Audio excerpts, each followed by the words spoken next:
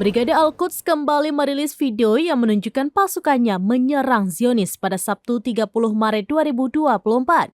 Dalam video tampak sejumlah pejuang Al-Quds menghujani roket salvo ke wilayah Sderot dan pemukiman Gaza Envelope yang diduduki Zionis.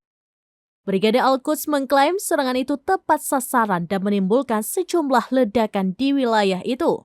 Serangan itu pun diduga menimbulkan korban jiwa di pihak Israel. Namun Brigade Al-Quds tidak merinci total korban jiwa dalam serangan tersebut.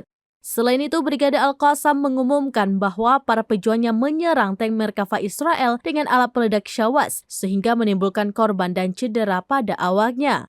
3 helikopter Israel mendarat untuk mengevakuasi korban tewas dan terluka di daerah tengah Khan Younis di jalur Gaza Selatan.